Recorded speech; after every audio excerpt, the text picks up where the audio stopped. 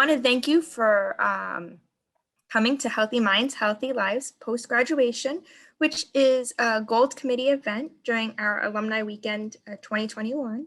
And I'm so glad to see everyone here across the country and across the world, wherever you are. We're happy to have you. Today, we have a really amazing presentation and a wonderful treat from our very own alumni, Cynthia Solis, from the class of 2013, Sociology major.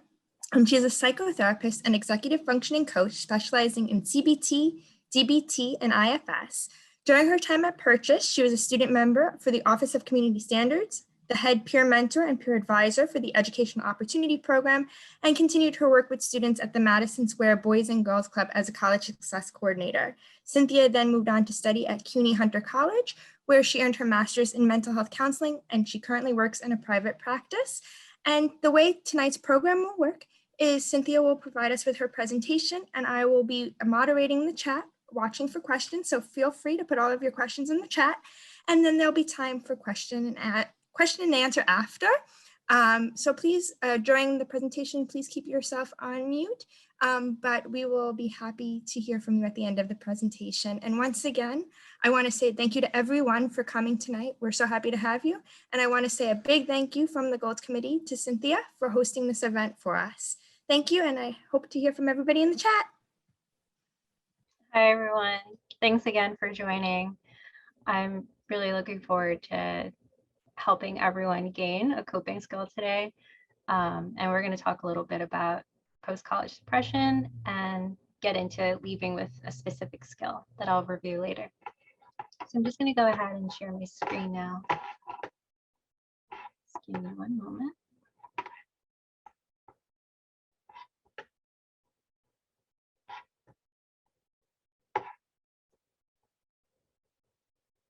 Okay.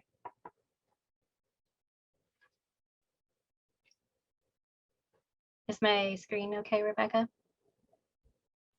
Looks great. Awesome.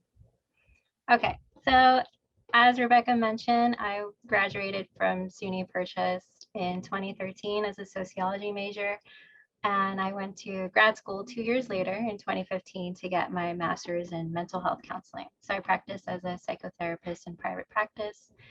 And just some of the reasons I'm really passionate about talking about this topic was because a lot of my clients have come in with concerns about life after graduation. And I myself have some examples I'll share later about my life after college. So I think it's a really important topic to discuss.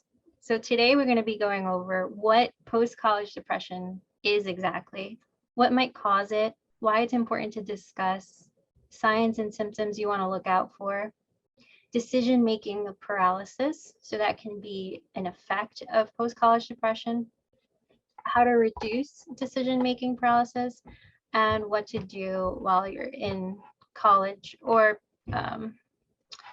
post-college to reduce depression.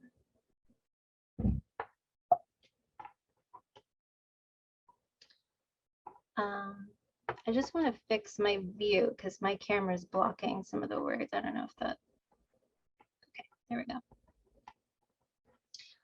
So post-college depression isn't a diagnosis that, it's not a diagnosis, it's a phenomenon. It's used to describe the extreme sadness and impaired functioning that recent graduates report after they leave behind the world that they created in college.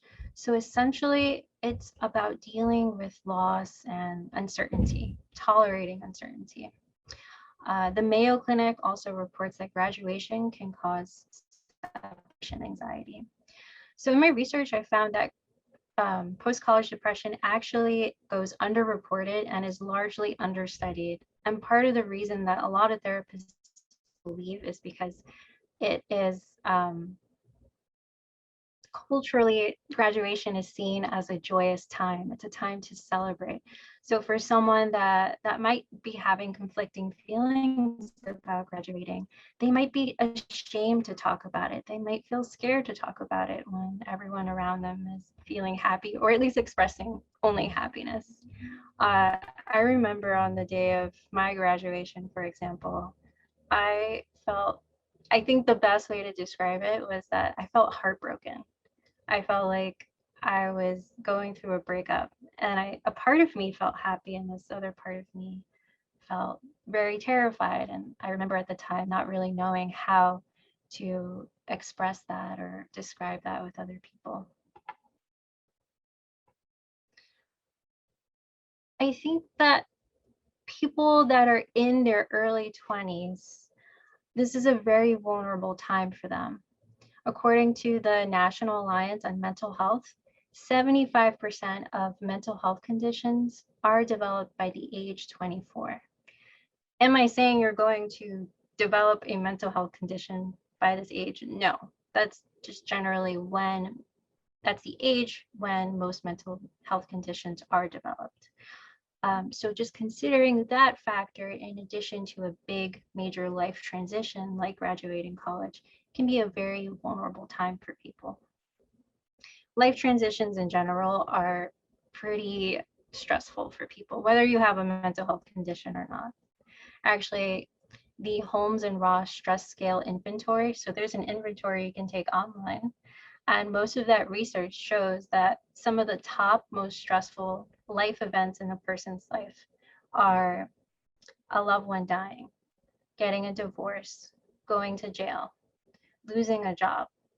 Now, all of those are pretty negative life experiences, right? So it makes sense that they would be stressful. But then there's other ones listed on there, like getting a new home, getting a new job, moving, and transitioning into adulthood. Those might be seen as more positive, yet they can induce similarly amounts of the same amount of stress as some negative experiences. So I think that's really important to keep in mind. Some signs and symptoms that might occur right before or after graduation. Again, this is very similar to depression. So fear of failure, self-doubt, sense of shame, not having a lot of motivation, feeling lonely or sad, not enjoying the things that you used to enjoy, maybe feeling disorganized, having insomnia or excessive sleep, and just a general sense of hopelessness. So again, these are just some things to look out for. And if it feels like I'm rushing through this a little bit, the second half is a lot of where the skill is based. So I want to just make sure I get to that and we have time for it. So some factors that could lead to post-college depression. I mean, if you think about it, your whole life from the ages of 4 or 5 to 21, 22 is spent being a student. The job that you've known most of your life was spent as a role of a student, and that's changing now. It makes sense that that would be very scary. The freedom to shape your life based on interests. If there were, courses you were taking for fun, and special activities you were doing on campus, maybe you were revolving your schedule around those things. I know whenever I needed credits and I was already caught up to what I needed to take in terms of my requirements, I would take creative writing courses because that was one of my other passions. Another factor that could lead to post-graduation depression is job rejection. I work with students now who are in their junior or senior year and they're trying to land jobs, and some of them are having a tough time, and it can impact your self-esteem. Another one can be too many choices. That's a factor, which again goes into decision-making paralysis. So too many choices, like where are you going to live after you graduate? Are you going to live at home? Are you going to live with friends? Do you want to live in the same state? Do you maybe want to travel after college? Do you want to go to grad school? For me, I knew that I wanted to be a therapist, but I didn't know if I wanted to get my degree in clinical social work or a PhD or a PsyD. I didn't know when I should begin graduate school. I didn't know if I should look for scholarships and where and in different states. All these questions I felt like I had to answer on my own. So it felt like I had a lot of choices. Your sense of self and identity are challenged. And when that happens, your mental health gets compromised. Your routine gets disrupted. Your life and your schedule up until now has been based on your classes and maybe if you had a job on campus or off campus and internships. That's changing now. Your access to basic needs becomes more difficult. So when I talk about basic needs, that's food, shelter, even your friends. Having the ability to walk within minutes to see a friend is so easily accessible. Whereas after college, that might be a little bit harder. People might be moving to different parts of the state or out of state. And those things, especially for students who come from a low socioeconomic background, might make it more challenging. Conflict at home. If there's tension at home or if there's any challenges at home, it's going to make it harder and could lead to depression if you know you're going back to an environment that might not be 100% safe for you. Another factor with a conflict at home might also be space. When I left college, my brother was very young. And when I came home, I gave him my bedroom. So I don't need this anymore. And my plans were to come home after college. And I thought, I guess I have to share my bedroom with my little brother, or we have to figure something out until I get my own apartment. And, you know, those are the kinds of things you want to anticipate and plan a little bit more. The last factor I have mentioned here are indicators of success become more murky. So in college, in school, your markers of success are good grades, getting grants, scholarships, recognition, awards, and that's all very different after you graduate. Your markers of success become more specific to you and your needs and what you define as success. That can be very challenging of knowing where to put the bar, how high to set it. And it's also can be very career specific or personal specific. My goals and my, you know, what I consider goals and friendships, someone else might not have heavy emphasis on the same areas of life as I do. So it just becomes more convoluted.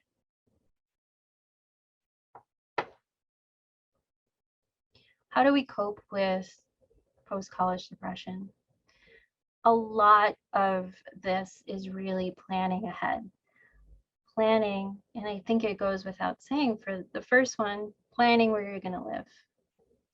Consider the resources that you might have after graduation. I had a friend whose parents bought them an apartment, and I thought, is it a 2-bedroom? Because I would love to live with you. And it wasn't a 2-bedroom. I wish it was. But these are just some examples that we want to have as many options to us and consider these options as much as possible. And also say plan for your support system or network system when you get home. Are there friends from high school that you want to reconnect with? Is there anyone that's moving back home that you want to think about how, not who you will stay in touch with, but also how you're going to stay in touch with them. This is a general recommendation for stress in general, but also post-college depression. You want to engage in daily exercise, meditation, and create your own stress management plan. Having a routine, no matter how strict your routine was at Purchase, you had a routine. So you want to figure out how much of that routine you want to take with you and what was helpful for you. Seek mental health counseling support so you can have someone support you through this transitional process. I find that a lot of clients believe that they have to seek counseling when they're already feeling depressed or when they're already feeling at their lowest and can't do it alone. When in fact, I think it would be really strategic and helpful if someone said, I think I might be I might anticipate having a difficult time. I want to make sure I'm supported. Let me start therapy. It can be a really great way to help you through that process. Reach out to mentors, alumni, and stay connected with the college. Just because you're graduating doesn't mean that you have to go cold turkey on purchase. I think, stay connected as much as you can. Have the college help you transition through this process. Transform campus involvement to community involvement. So what that might look like. I was a part of the board of community standards at school, for example, and I decided to translate that kind of work to being involved with my local community where I grew up. So for example, there was, I think, a garbage dump that the city was trying to build near where my mom lives. And I protested and I gathered with my community and we tried fighting something together. And that felt really amazing.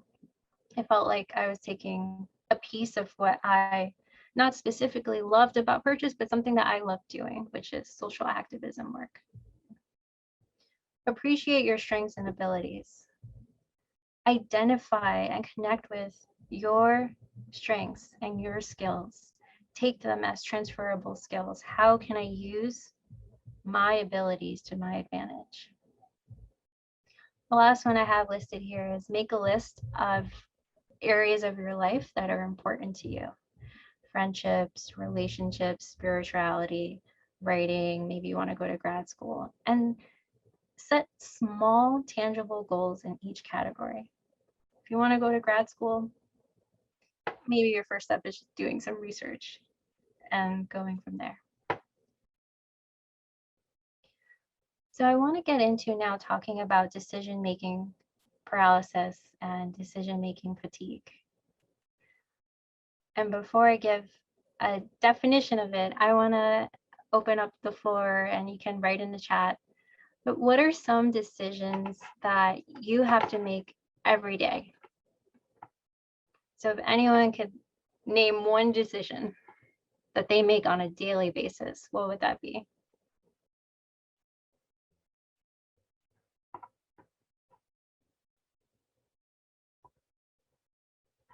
And if anyone writes in the chat, Rebecca, maybe you can let me know.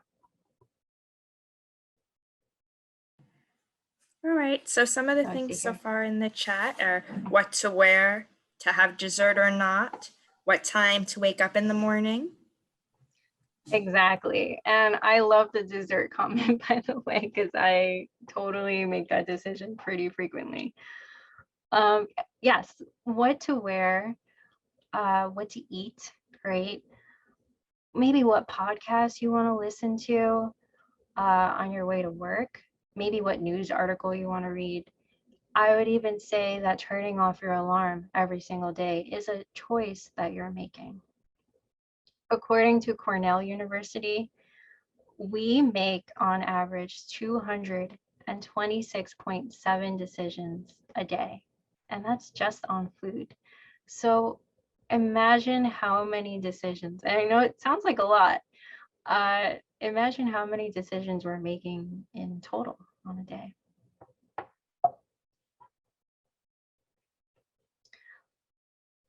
So Barry Schwartz, he is a psychologist who coined this term. It's called paradox of choice. And he coined that term because it's the idea that when we have a lot of choices to choose from, we're more likely able to pick the best thing for us. But it's at a cost. It's at a cost of feeling fatigued. It's at a cost of feeling just drained and anxious. And, is feeling that way worth many of the decisions we make? I would argue not. And I'll go into why. So decision paralysis occurs when we have to select from options that are difficult to compare.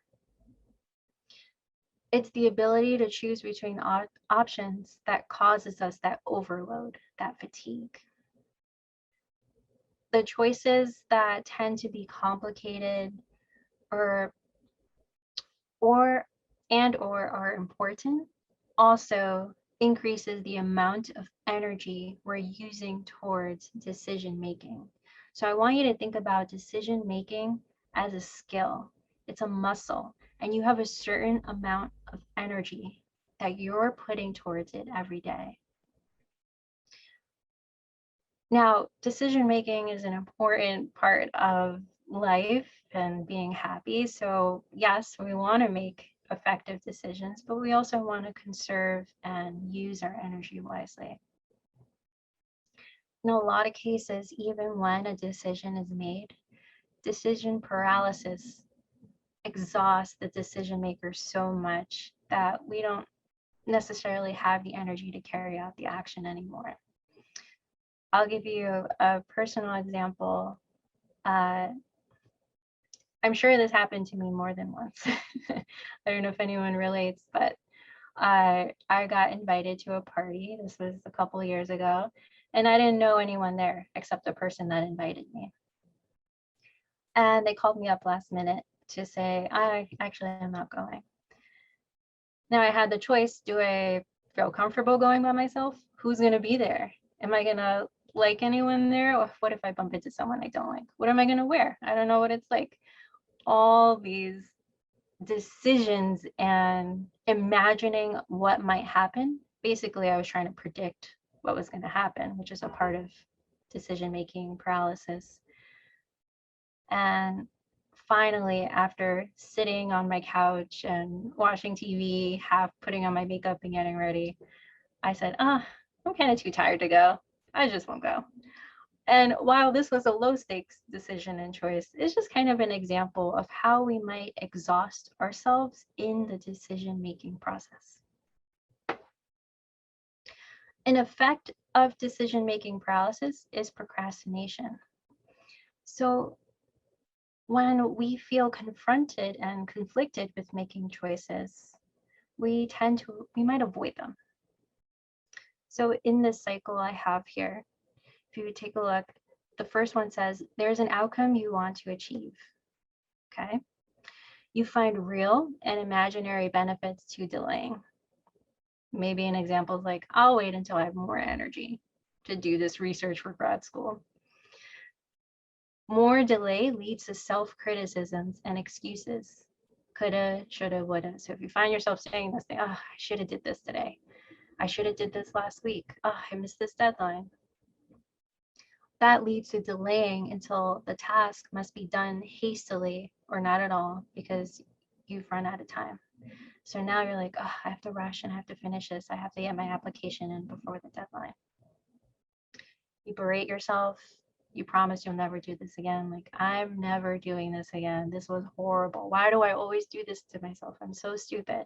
Those are some of the voice of the inner critic that we might hear in this cycle. Then it repeats. It happens again. So sometimes we get stuck in this cycle. So how do we overcome this, right? This happens in small scale decisions and bigger ones, like what do I do after college? The first thing you want to do is learn to recognize it. Typically, you know you're in the zone of analysis paralysis when it feels like there's an ever expanding, endless amount of choices.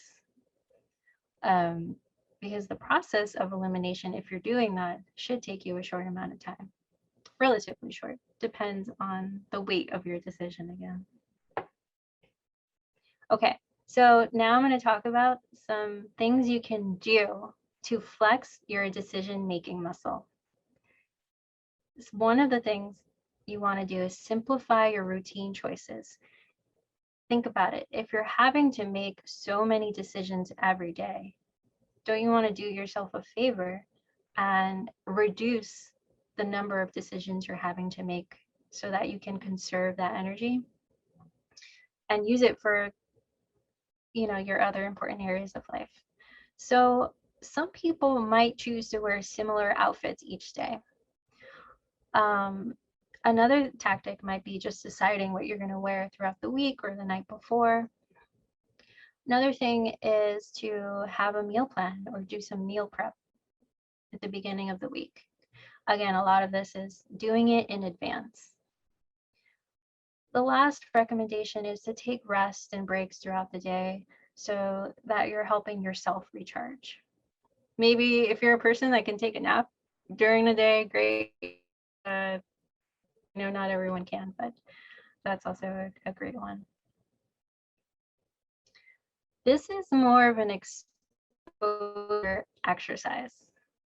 So I encourage everyone to make small choices quickly. Now you want it to be low stakes. I don't want you to, when I say choices, I do mean low stakes, not something that's a bigger or important decision for you. But the idea here is you're flexing your decision-making muscle by making decisions quickly. So I want you to pick a restaurant without reading Yelp. I want you to watch a movie without looking at Rotten Tomatoes. Whatever it is that you do that you have to do maybe a ton of research for before you commit to something, I think would be really helpful. Maybe you want to take a walk and just let your feet guide you. Choose a show on Netflix. Maybe you want to buy a really colorful or bright outfit or something you normally don't wear and not send any selfies to your friends. Just buy it and commit to it. Those are some examples of how to challenge that part of you that wants to make a lot of consideration. Don't let decision-making consume you. So analysis paralysis impacts our nervous system and causes some physical symptoms like stomach issues, high blood pressure, or panic attacks. So we really don't want to be spending so much time in letting a decision consume us. A more helpful approach might be to set time limits. Let's say you give yourself a week to decide on something and then set time aside each day to do that. I would encourage you that within that time, that you're not just sitting there and thinking about it, you're doing research, you're making a pro and con list. Those are some of the things to make effective and strategic decisions. Maybe you want to set a time limit too, to when you're doing it, 30 minutes or an hour. Otherwise, it can be very endless. I think another good example of that might be Street Easy. I know that whenever I'm looking for an apartment, I can find myself a lot on Street Easy, and I've heard this from several people. And a strategy for that might just be setting a time limit on the app on your phone. But if you're spending that much time on it, I think it speaks a lot to the anxiety about finding the right apartment and it not being very effective. At that point, you're going to already see so many of the same places. Self-confidence is really important and reframing. Let's say you land a job and you're not 100% sure you're going to like it. Maybe you're telling yourself, I'm too scared. I don't know if I'm going to be any good at it. A lot of anxiety coming up. And you hear yourself say, I might fail. Well, I want you to reframe that and see it more as an opportunity to learn about yourself. You can say instead, it might be a growing experience for me. After college, one of my first jobs was getting a receptionist position at a physical therapy office. I didn't have any experience with medical billing or just that kind of work. Physical therapy was very new for me, even if I was just a part of the admin. And I was really nervous about it. And what I gained from it, I ended up leaving and not liking the job very much. And I could have just said, oh, what a waste of time. I can't believe I did that. And I hated it there. And those things weren't all true. I actually got to learn how to bill medically. And those are skills that I use now as a clinician. And looking back, I found things that were really beneficial and meaningful for me. I got to learn and practice communication skills. So there's always something that you can learn from the opportunities that you take advantage of. Challenge toxic positivity. Toxic positivity is one of my pet peeves. And what that sounds like is I will make bad decisions. I won't fail. I got this. And that's not necessarily 100% true. You might make a mistake. You might fail. You might not like something. It's not really being 100% genuine to yourself or your experiences. Instead, you might want to say something like, I can survive the decisions that I make. I can survive the mistakes that I make. I will use this as a learning opportunity. Those are some of the statements that you want to say and challenge toxic positivity. This is a really popular topic with my clients. They love talking about this, intuition versus anxiety and what it is. So intuition is a sense of knowing. It's really about feeling a sense of calm and clarity, rationality. When you're tapping into your intuition, it's a sense of the present moment and not about the future. Whereas anxiety, and this is an important takeaway, anxiety tells you it's urgent. It wants you to do things now.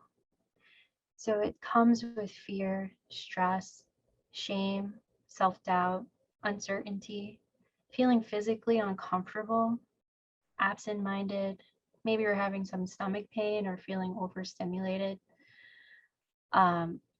Is that just a tweet that I found that I thought it was pretty interesting and related to this. But one thing about anxiety that kind of blows is you absolutely can't trust your gut feeling, because your gut feelings that something is wrong every 22.5 seconds. This person's making a joke, but there's actually some truth to that shows that if a person is particularly anxious on a daily level, they have a more difficult time tapping into their anxiety. So anxiety is a reaction to a perceived threat. And again, that's the intuition focuses more on the present. In DBT, we have a specific skill called wise mind. And within that skill, there's also recognition of reasonable mind and emotion mind. Emotion mind is run by your mood, whereas reasonable mind is run by logic. And wise mind essentially combines those two. So I'd like to think of intuition and wise mind as similar concepts, because we're really tapping into, again, that sense of calmness and clarity. The last recommendation I have is to embrace uncertainty. Many of the decisions that we make in life will have good options. I remember having a client who was unsure about a program they wanted to attend. And they were placing so much emphasis on it, like, well, it's so much money. I just want to make sure it's the right program for me. And I said, hey, no matter what decision you make, you're only going to go up from here. This program is going to help you. It's going to help your mental health. And it helped them realize that they were zooming in too much on just making the right decision. Making one choice prevents you from knowing how different choices might have turned out. But that's how life works, right? I was listening to an improv instructor talk about how nervous they were one day being on stage, and they were doing a skit about Band-Aids. And in the skit, they said on stage in front of everyone, Band-Aids. And they felt so embarrassed. And if you're hearing it now, you might be thinking, that's not embarrassing. It's one of those things where I think if you had said it and you're feeling nervous about it, it's going to bring on a lot of anxiety. So she started saying to herself, why did I say that? Oh my God, it's so embarrassing. And immediately her team jumped in and said, well, they said Band-Aids, that's a commercial, and Band-Aids cures bland moments. And she said it ended up being such a funny skit. The audience loved it. And one of the rules and philosophies of improv is that humor can't come from perfection. The thing that makes improv funny is imperfection. And that skit would not have been made if she didn't accidentally say blended. It's not possible to plan for every outcome or possibility. No amount of research can give you a complete picture of what you need right now or for yourself. I have another client, for example, who's starting grad school, and they have to leave New York to do that. And they're like, oh, am I gonna like it? What if I don't make friends? And there's really no 100% way for them to know unless they try it. And I asked them, let me ask you this. Is there anyone you know personally that has ever said to you, no, I didn't really like grad school. I hated it actually. And they said, no, that everyone got something out of their experience. Maybe that was on a spectrum. The point is, sometimes we have to put things into perspective for us. Oh, I listed improv class and talked about it already. So that's what I have for now. I would love to welcome any questions or comments that anyone has, and I'm here to facilitate that. Rebecca, you can let me know if anyone has any questions too in the chat. The only thing in the chat was that Lillian added about making the choice to get to work on time when we were talking about decision making. Okay, so let's go back to that. And if there's any additional questions or comments, please feel free to add them into the chat at this time. Yeah, so let me take a look at the chat here.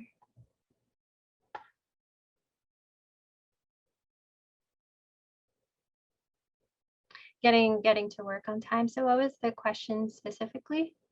If Lillian could add to her question. Or maybe it was more of a statement. You said you brought up make one thing, write down one thing that will, and I said getting work on time. You wanted us to write down one thing, and I said getting on work on time. Yeah, thank you, Lillian, for contributing that. Definitely getting on work to time. That's a big one. I can't tell you how many memes I've seen about someone still in the shower, like putting on their makeup or their hair's in rollers, and it's like I have to be at work at 8, but it's 8:15. That's definitely a big choice that we make every day.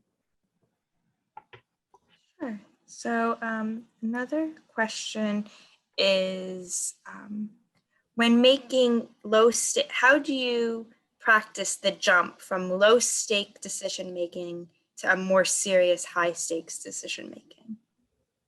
That's an excellent question. I'm just going to go to that slide too. So when we're practicing flexing that decision-making muscle, right, we do want to start from low stakes decisions. How do we move up from that? We're tapping, you have to observe what your body's experiencing. Are you feeling still anxious when you're thinking about the bigger choice that you want to make? Are you still feeling lost? Does it still feel like there's an endless amount of possibilities? If there are, that's a good moment to tap into your resources. It's a good moment to touch base with your therapist. Maybe you want to connect with someone at career development at Purchase to help you with those bigger decisions. So a lot of it can be organization and planning. The idea is when you're starting to feel more comfortable and you're noticing that you're getting quicker at making these decisions, that's a sign that you're making progress in strengthening that decision-making muscle.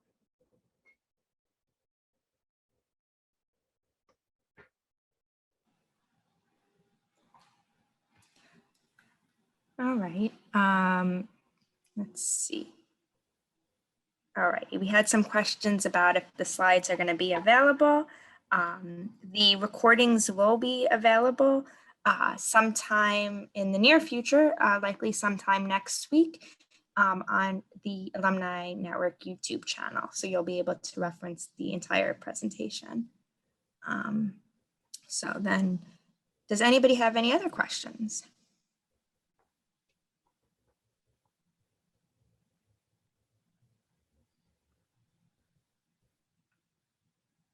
There were some things I left out. I could talk a lot about this topic, but one thing I wanted to add was that it'd be interesting research if there was a research on the correlation between how connected someone is with a college. You know, maybe I know I lived in college pretty much every summer.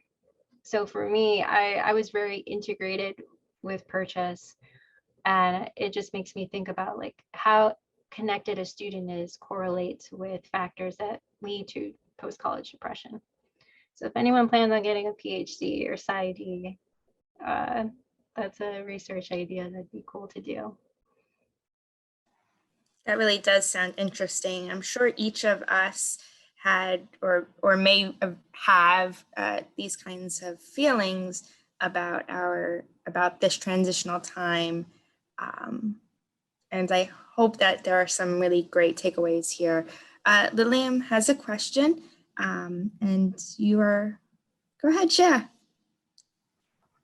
My question is that now that everything has changed from being hybrid and remote and the colleges all remote, what advice would you give to any college student? Like I'm a BA and a master's, but those students who are getting ready to go to college or going to grad school, what advice would you give them now with the pandemic going on? That's a really excellent question. Thank you for asking that. You're welcome. It is, I just can't imagine what it's like being a student right now, because even as being a therapist, the quality of my work has changed, and it's still meaningful and impactful, but it does change the dynamic a little bit. And being a student where you want to have access to all these resources, you want to be able to, you have a question and you just walk right over to Student Center, and how you engage with your coursework, all of those things are impacted. I know as a student, I had to sit in front of every class, otherwise I was not going to pay attention. I was going to do something else and get distracted. And now every student is having to figure out how to reduce distractions at home. So a couple of suggestions that just come to mind are, when you are studying and learning at home, to make your space as comfortable as possible. Did my space always look like this before the pandemic? No. I had to really think about, and not because of my profession, but think about what tells me it's time to go to work. So doing a hybrid, doing school at home and going to school, I think when you are at school, just to take advantage as much as possible the resources there. That might look like joining groups, that might look like organizations, that might look like just talking to your professor during their office hours. There are some professors that I still feel connected with and chat with, and I can use as a resource because of the relationship that I built with them. And that can happen online, in person, and online as well. But I think when you are on campus, just try to use everything that's there, that's interesting for you.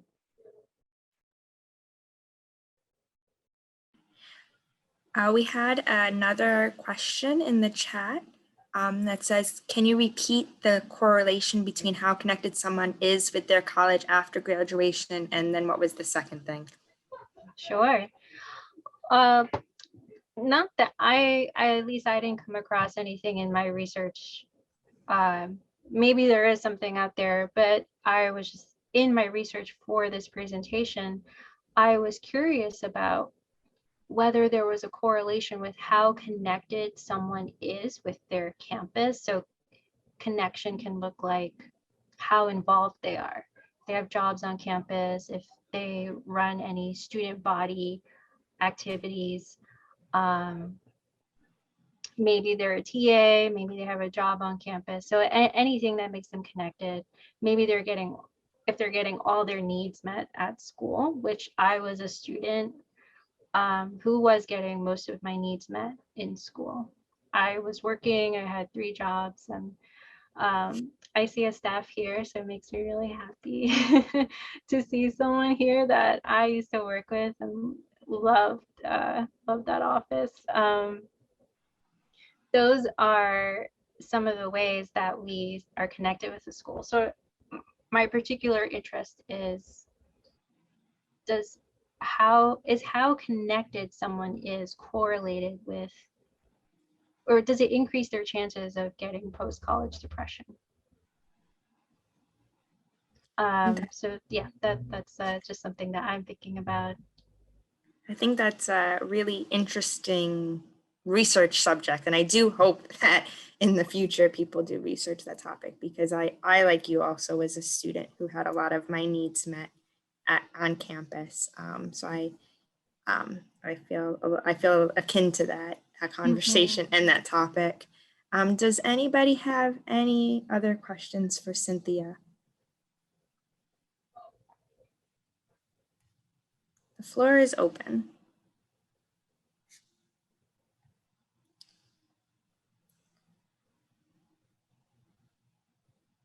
Okay. So I think another great area that you touched on tonight that could be really helpful to bring up again is this idea of uncertainty. Do you have any understanding or of why uncertainty is so anxiety producing for a lot of people? This was another area of topic that I decided to omit from my presentation because it is such a big topic on its own. But it's interesting that you're bringing up uncertainty, because that is an experience that has been heightened for many people in the pandemic. Tolerating uncertainty has become very challenging, and I think it's really important that people are noticing that their ability to tolerate uncertainty becomes very difficult. Why it happens to people really varies. It depends on the person. I'll give you an example of someone who maybe had their childhood needs unmet. Let's say they had a parent who was very strict, or a parent who just wasn't able to emotionally connect with their child for some reason. And let's say this parent got angry at their child when they made mistakes. That child grows up fearing mistakes, fearing failure as an adult, right? So that can translate into being unable to tolerate uncertainty. I have to know that I'm not going to fail when I do this. I have to make sure I'm not going to make mistakes because of that unmet childhood need at the time. That's just one example, though, of why someone might not be able to tolerate uncertainty. Again, it doesn't always have to stem from your childhood. That's a part of the work that I love doing is also focusing on past childhood experiences. So that's kind of where my mind goes right now.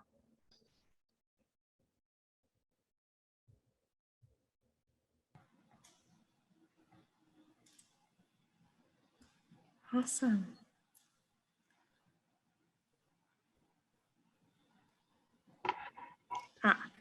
So somebody also added, for example, if you have made a big mistake or wrong turn in the past, you fear making a similar mistake. Yes. So our brains are wired to learn from our experiences. And it's a very natural response to make a big mistake and that fear grows in making that mistake again. So we want to also open ourselves up to being able to survive mistakes. I've had some bosses in the past who were not very keen on making mistakes. It became an environment that it was very scary to make mistakes. Not at Purchase College, by the way. Everyone I worked with was very lovely. I'm talking about after Purchase. And just a personal example, I was working in a school and there was a rule. I was the receptionist and there was a rule on when to transfer calls to the principal and when you shouldn't. And someone called and they said they were, I think, a lawyer or something. I was like, this sounds like a transferable call, even though they're in a meeting. So I did. And then later, my boss was so angry at me. She wouldn't even look at me. And then my supervisor said, you have to apologize to her right now. And I thought like, oh my goodness, I don't understand why I feel like I'm in the Devil Wears Prada right now and I want to cry and also never make mistakes again. So definitely our experiences shape that. But you also want to put things into perspective. Yes, toxic leadership, for sure.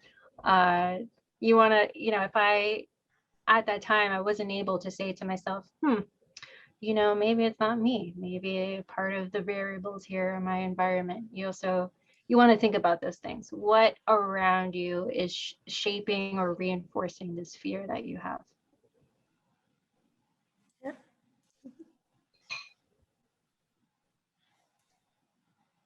And Mike, I think that toxic leadership, I think, is apparent in a lot of places. And I think that, understanding to evaluate our environment may be a good takeaway as part of our research for our decision making. Yeah, I think after college, it definitely took me a couple of tries to find an environment that was right for me. And again, I was using Purchase as my reference as, what job did I like while I was at Purchase? Why did I like them? And was it, these factors of what did the leadership look like and what kinds of leaders do I want to admire and learn from? All right. Does anybody have any other questions for Cynthia this evening?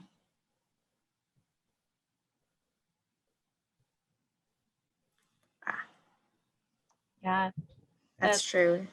A great point, Mike. Learning to believe in your self-worth. I think after college, I did not believe in myself very much.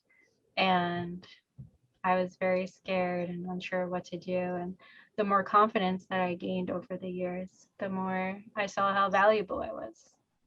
And that is super important. Know your self-worth. Does anybody have any other questions or comments for tonight? Thank you, Karina, for joining. And thank you, everyone. Thank you so much. I want to say a big thank you from the Gold Committee to Cynthia for her presentation tonight, and to the Alumni Weekend staff, Stacy and Nadej, for bringing us all together this evening. And I hope that each one of you gets to participate in other Alumni Weekend events. There are many events throughout this week leading into this weekend, and tonight was just the first night. So I hope that you have the opportunity to join in on some of our other activities. And I want to say thank you again to everyone for coming tonight. And this may be the calling to get involved. So the Purchase College Alumni Association has a bunch of different committees. So if you're interested in getting involved, reach out to the Alumni Engagement Office, and we're happy to have everyone join us on our mission to reach other alumni and to help support one another. So I just want to say a really big thank you for everyone coming out tonight. And see you at some of the other events. Happy Alumni Weekend. Bye, everyone. Thanks again for joining.